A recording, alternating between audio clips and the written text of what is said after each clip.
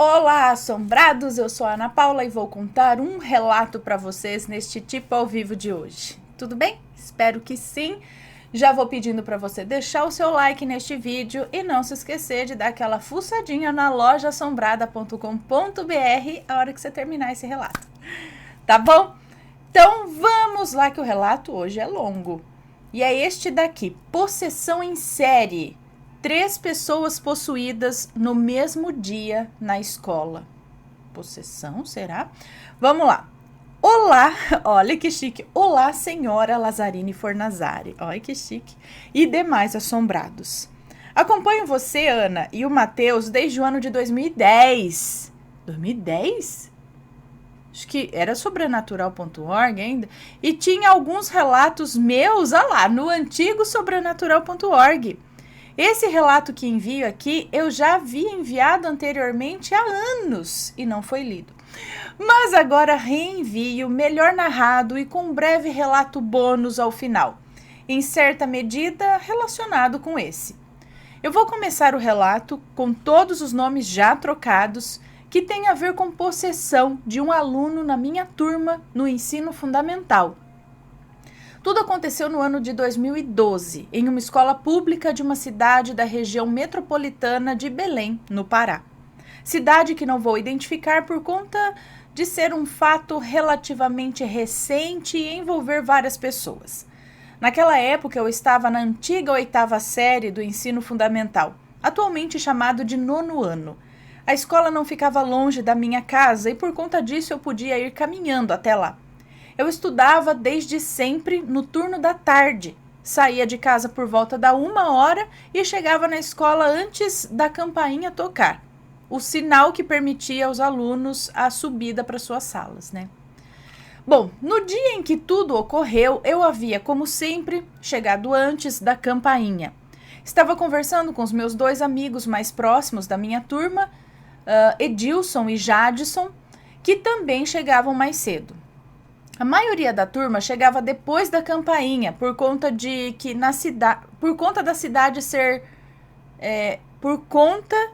na cidade ser comum os pais colocarem os filhos em escolas mais distantes que consideram ter melhor ensino.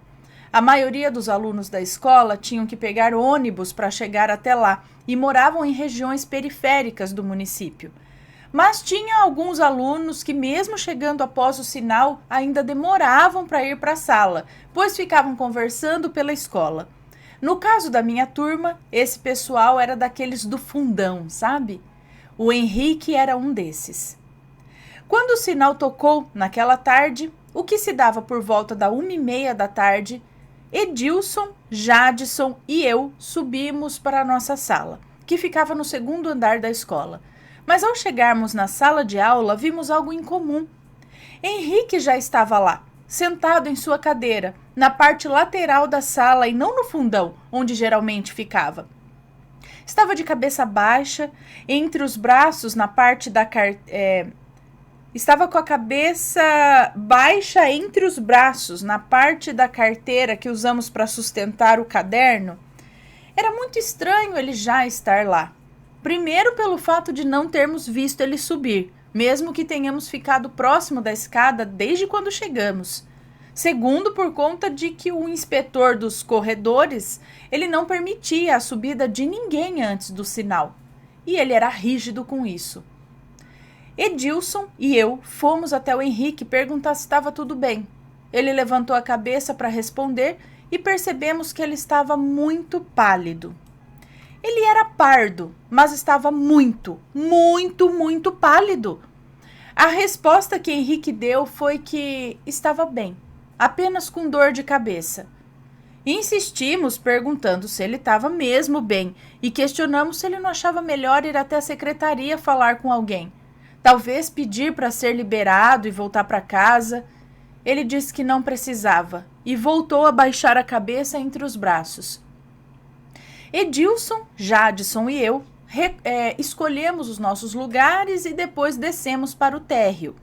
Edilson e eu concordamos que era melhor informar um inspetor sobre a situação de Henrique. Afinal, ele poderia estar mal e apenas não querendo falar. Fomos até um inspetor e pedimos para ele ir falar com o Henrique. O que aconteceu? Subimos novamente para a sala enquanto Henrique era levado para a secretaria. O inspetor provavelmente notou o quão pálido ele estava e que aquilo não era normal. Pouco depois de Henrique ser levado para a secretaria, os outros alunos começaram a entrar. O professor de matemática chegou e a aula começou. Depois de certo tempo, creio que uns 10 ou 15 minutos depois do início da aula, uma amiga de Henrique disse que estava preocupada com ele e foi até a secretaria para ver qual era a situação. Poucos minutos depois, essa amiga de Henrique volta para a sala chorando. Todo mundo ficou assustado e perguntando o que havia acontecido. Aos prantos, ela disse que viu Henrique tendo convulsões na sala da secretaria. Todos ficaram muito preocupados, mas tentaram continuar assistindo à aula, pois não teríamos como ajudar, né? No entanto, pouco tempo depois, Henrique volta para a sala de aula, acompanhado pelo inspetor e pela coordenadora da escola. A coordenadora disse para ele que, caso sentisse alguma coisa, bastava chamar um inspetor ou ir até ela. Ele entrou normalmente e sentou em sua carteira, o que era muito estranho, pois até aquele momento pensávamos que ele estava tendo convulsões, e nesse caso a coordenadora já teria há muito tempo chamado uma ambulância. Mas depois eu fui entender.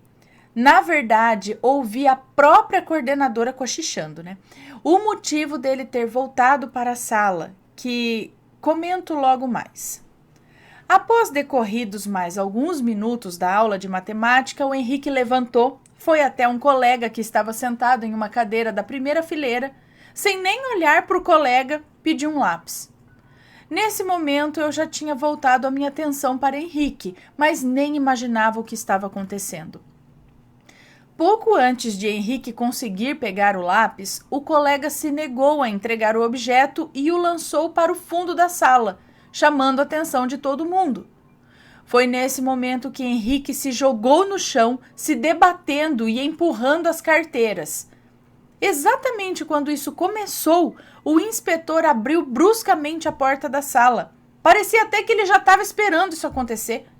E foi em direção ao Henrique, tentando segurá-lo. O inspetor era alto e forte, e o Henrique, de estatura normal para alguém com 15 anos, idade que ele tinha. No entanto, Henrique estava com tanta força que, mesmo com o inspetor colocando o seu corpo sobre o dele, o segurando por trás, conseguia levantar e até tirar o inspetor do chão em alguns momentos. Nesse momento, o professor de matemática estava encostado no canto da sala, ao lado do quadro, apavorado, olhando aquela situação. As meninas chorando e a maioria dos meninos bem assustados. O colega que iria emprestar o lápis para Henrique levantou para ajudar o inspetor na tentativa de segurá-lo. Eu sempre levava uma pequena Bíblia do Novo Testamento no bolso, do lado da mochila. Aqueles bolsos que servem para colocar garrafinha d'água, etc. E lembrei de pegá-la. Peguei a pequena Bíblia e quando eu abri, estava no Salmo 91. Um dos tidos como mais poderosos. Mesmo a página não estando marcada anteriormente, abriu no 91. Foi o momento em que a coordenadora entrou na sala chorando, enquanto Henrique se debatia e gritava, tendo os braços segurados pelo inspetor e as pernas sendo agarradas pelo colega do lápis. A coordenadora então pediu para todos rezarem, começando em seguida a rezar o Pai Nosso. Alguns alunos já saíam da sala. Os que ficaram começaram juntamente com a coordenadora a oração do Pai Nosso. Edilson, Jadson e eu continuamos na sala e ajudamos na oração. Enquanto orávamos, aquilo que estava em Henrique começava a gritar repetidamente, como se estivesse sentindo dor, tipo, não! Foi quando eu percebi que parecia duas vozes, uma falando por cima da outra. Sabe a voz de quando dois personagens fazem uma fusão em Dragon Ball? O som era daquela forma. Já era nítido que se tratava de uma possessão. A coordenadora pediu para uma aluna chamar a funcionária que trabalhava na cozinha da escola, fazendo as comidas, pois ela tinha experiência com esse tipo de casos em sua igreja, que aqui vou chamá-la de Dona Rose. Quando ela chegou, estava segurando alguns dentes de alho. Deu para a coordenadora dizendo que era para passar pelo corpo dele, mas sem passar pelos pés. Ela disse que não podia passar pelos pés, pois no pé queima. Bom, aquilo que estava no corpo de Henrique gritava de dor enquanto o alho era passado pelo seu corpo. A Dona Rose dizia: sai desse corpo que não te pertence. E aquilo dizia: ele é meu, eu vou levar, ele é meu. Dona Rose respondeu: o menino não é teu, ele é de Deus. Depois Dona Rose começou a perguntar: quem é tu? Qual o teu nome? Qual o teu nome? Nesse momento, aquilo gritou por umas 2 vezes: Judas! Judas! A Dona Rose se assustou, dizendo: meu Deus do céu! Achando que aquilo estava se apresentando como Judas Iscariotes, o apóstolo que traiu Jesus. Ao menos foi o que eu também pensei no momento. Continuaram passando o alho, mas aquilo que estava em Henrique começou a rir e falou: estou sentindo cheiro de medo. Depois olhou em direção à porta da sala, que nesse momento já estava fechada de novo. Eu acho curioso que eu não tive medo nenhum daquilo tudo, mas eu via tudo com muita atenção. Já acompanhava coisas sobre essa temática, como disse, eu acompanhava o sobrenatural.org desde 2010, mas eu nunca tinha presenciado algo assim. Porém, Jadson chamou minha atenção dizendo: é melhor a gente descer. Foi o momento que ele, Edilson e eu descemos. Fomos os últimos alunos, sem contar o colega do lápis que ainda segurava os pés do Henrique. Fomos os últimos a sair da sala. Quando passamos pelo corredor, vimos 2 amigas de Henrique chorando muito, abraçadas, assustadas do lado de fora da sala. Eu acho que era esse cheiro de medo, talvez, que aquilo falou estar sentindo. Uma dessas meninas era a Vilma, alguém que mais à frente será mencionada novamente. Mesmo com a barulheira toda, ainda tinha algumas salas com alunos, mas quando descemos e fomos para a região da quadra esportiva, vimos que a maioria dos alunos já estavam lá embaixo, com medo e sem saber o que estava acontecendo. Alguns já falavam em possessão de um menino, inclusive uma aluna que eu não conhecia me pediu a Bíblia emprestada, dizendo que ia devolver logo. Até hoje ela nunca devolveu. Ficamos lá embaixo por certo tempo até escutarmos barulhos das portas das salas do andar superior sendo chutadas com muita força. O colega do lápis, que ainda via o ocorrido mais de perto, posteriormente contou o que aconteceu depois que saímos da sala. Disse que o Henrique conseguiu se soltar, saiu correndo e tentou se jogar da escada, mas o professor de artes, que ainda estava naquele andar, conseguiu agarrá-lo a tempo. Por sorte, esse professor era grande e bem forte, mas Henrique desmaiou, e quem começou a manifestar os mesmos sintomas foi a Vilma, que antes estava chorando com muito medo. Foi ela que saiu pelos corredores chutando as portas das salas com violência. Teve de ser segurada e levada, juntamente com Henrique, para a sala da secretaria. Nesse momento, a coordenadora já havia ligado para a mãe de Henrique ir até a escola, o que aconteceu em pouco tempo. Ela chegou e foi direto para a secretaria. Parecia que tudo já havia acabado. Vilma também já tinha se tranquilizado e Henrique também. Mas não tinha acabado. Quando a mãe de Henrique foi até a secretaria, aquilo se manifestou nela. Ela começou a agir da mesma forma que ele estava agindo e teve de ser segurada lá na sala da secretaria, enquanto Vilma e Henrique eram retirados para o hall de entrada. Fui até o hall para olhar se Henrique estava bem. Ele não estava mais pálido, parecia estar bem, só que sonolento. Foi o momento em que ouvi a coordenadora comentando com o inspetor: eu não quis liberar a ida dele para casa, porque vai que ele se joga na frente de um carro. Foi quando eu percebi que aquelas convulsões que ele estava tendo na secretaria foram, na realidade, o início das manifestações. Por isso o mandaram de volta para a sala de aula e não o mandaram embora. A coordenadora e o inspetor já sabiam que o que estava ocorrendo era algo espiritual e acreditavam que se ele fosse sozinho para sua casa, aquilo poderia atentar contra a vida dele. Enquanto Henrique estava sentado em um banco no hall de entrada, junto com 2 amigos, a coordenadora foi até ele. Ele cheirava o seu braço e perguntava: "O que aconteceu? Por que eu estou fedendo a alho?" A coordenadora falou apenas: "Não pense em nada, meu filho. Não pensa sobre o que aconteceu." De repente, Henrique coloca a mão na cabeça dizendo: "Ai, tia, eu tô pensando. Foi o momento em que eu percebi que tinha algo errado. Eu comecei a ir para a parte da quadra de esportes. Do hall para a quadra bastava passar por um portão que sempre ficava aberto. Nesse momento eu fiquei com medo dele correr na minha direção. Eu percebi que ele estava ficando estranho novamente. Quando cheguei na parte da quadra de esportes, onde ficava o portão de saída, muitos alunos começaram a gritar e correr. Edilson e eu fomos sendo empurrados naquela pequena multidão e levados para fora da escola.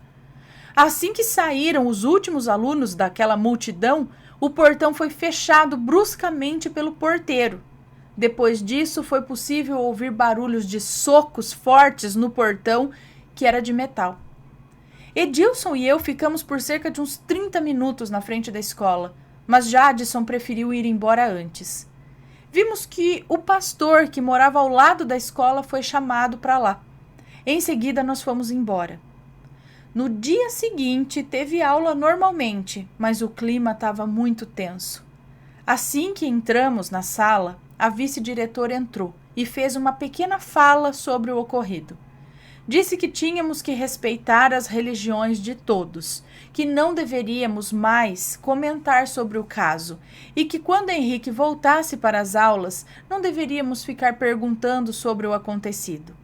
Citou ainda que havia ficado sabendo que alguém tinha gravado a situação e que, caso descobrissem a divulgação de algo, a família de Henrique tinha dito que tomaria as medidas legais. Até hoje eu não sei se alguém gravou mesmo alguma coisa. Henrique não foi assistir às aulas por alguns dias, mas depois ele voltou. Alguns meses depois, eu acho que uns 3 meses, eu fazia o caminho de volta para casa junto com outros colegas de turma. Esses iriam para uma parada de ônibus, na qual tinham mais opções para voltarem às suas casas, e um deles era Henrique. Nesse dia, ele viu que no bolso do lado da mochila eu tinha uma pequena Bíblia com o Novo Testamento, que já era outra, né? Pois a aluna realmente não me devolveu a Bíblia antiga. Depois de ver a Bíblia, Henrique riu e comentou: "Uma Bíblia? Deve estar andando com ela depois daquilo que aconteceu, né?" Uma amiga que estava andando com a gente disse rapidamente: "Não, ele sempre levava, desde a 4ª série." Alguns colegas da minha turma estudavam comigo desde a 4ª série, nessa mesma escola. E eu confirmei que realmente eu já levava antes do ocorrido e que no dia também estava com uma. Foi quando Henrique perguntou: "Querem saber por que aconteceu aquilo?" E eu, fã do sobrenatural.org que era, respondi prontamente que sim. Ele então explicou que a família dele era envolvida com práticas de magia que usavam seres das trevas. Faziam trabalhos contratados por outras pessoas para afetar negativamente a vida de desafetos, para recuperar a pessoa amada, prosperidade material, etc. Segundo ele, tudo começou com o bisavô dele.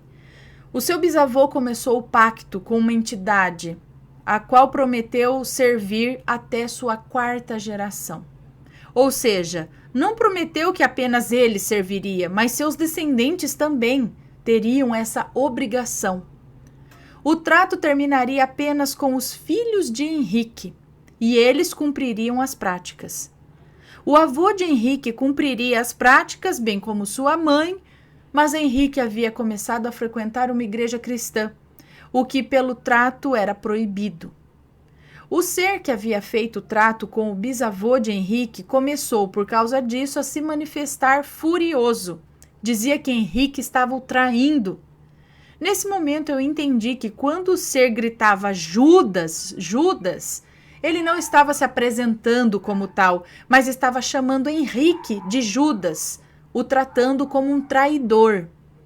O ser queria a obediência de Henrique para cumprir o trato feito com o bisavô, ou então sua morte. Henrique disse que continuava frequentando a igreja e que os fenômenos já tinham parado. Eu perdi o contato com Henrique logo depois do final do 8º ano. Hoje não sei como ele está. Bom, esse foi o relato e infelizmente existem esses pactos com entidades malignas que são a perdição, não apenas daquele que procurou, mas também dos seus descendentes, que ficam consagrados a algum ser das trevas. O bom é que Henrique conseguiu, até onde eu sei, se libertar, e aquele ser não conseguiu acabar com sua vida. Agora vem um bônus. Nessa mesma escola, bem antes de o caso do Henrique acontecer, eu fui até o bebedouro tomar um pouco de água enquanto a aula acontecia, e ouvi uma conversa. Dona Rose conversava com o inspetor, que ainda não era o do caso do Henrique, mas era uma outra pessoa. Conversava com ele sobre algo que havia ocorrido há pouco tempo na escola. Disse que tinha recebido um técnico de ar-condicionado que havia visitado o lugar para solucionar um problema em um dos aparelhos de uma sala. Esse técnico havia solicitado o uso do banheiro. Dona Rose então indicou o banheiro reservado aos professores e técnicos que ficava do lado da diretoria. O técnico foi até lá e tentou abrir a porta, mas alguém segurou a porta pela parte de dentro, impedindo de abrir. O homem então viu que estava ocupado e aguardou. Depois de pouco tempo, um senhor de bigode grande, óculos e usando roupas sociais, saiu do banheiro, dizendo bem bravo: "O senhor não tem educação, não?" O técnico, então, sem dizer nada, entrou no banheiro e quando o técnico saiu do banheiro, a Dona Rose tinha voltado e ele tratou de falar que tinha que pedir desculpas a um professor. Disse que, sem querer, tentou entrar no banheiro enquanto esse professor ainda estava usando e que ele tinha se ofendido muito. Explicou o que o tal professor havia dito. Dona Rose falou que eles poderiam depois ir na sala dos professores, mas o técnico viu o homem que havia saído do banheiro no quadro que estava em uma parte alta da parede. Acontece que aquele era o quadro onde ficava a foto do professor que dava nome à escola. Um professor que havia falecido há muito tempo e nem sequer tinha chegado a frequentar aquela escola. O técnico disse para a Dona Rose que o professor era aquele lá do quadro e perguntou se era o diretor, já que estava no quadro, né? Dona Rose disse que não era possível, não. Afinal, aquele homem tinha morrido há muito tempo, antes mesmo da escola ser inaugurada. Que era o professor, o qual o nome da escola homenageava. Dona Rose disse que o homem ficou tão nervoso que teve que pedir para remarcar o serviço que ia fazer. Sobre esse quadro do professor que dá nome à escola, eu tinha um amigo que jurava que uma vez havia visto esse homem... Um amigo que jurava que uma vez havia visto o quadro piscar. Eu não acreditava, até o dia que eu escutei de intrometido essa conversa da Dona Rose. Ai, gente, então, nossa, a escola nem era construída, mas acho que como o nome dele foi dado, ele se sentiu... Mas peraí, ele estava usando o banheiro? Ou seja, esse espírito ainda não se deu conta de que morreu e ele está usando o banheiro ainda? Da escola, e ele tá na escola lá ainda, ele acha que ele tá fazendo alguma coisa lá, ou ele é de outra dimensão? Na outra dimensão ele ainda tá lá. Não sei, gente. Agora é só pra mim, deixa eu ver aqui. Tá.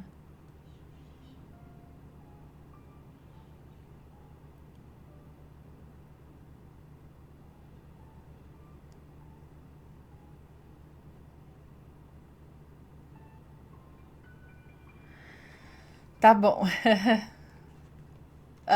Bom, e aí, pessoal? Existem vários casos, né, desse lance de meio que possessão na escola. É que a gente lê um outro relato a respeito também. Você tem alguma história? Já aconteceu algo assim de estranho na escola com vocês ou com algum colega? Diga aí pra gente. Deixa aqui seus comentários, sempre com respeito, ok? Um beijo pra vocês e a gente se vê no próximo relato. Fui!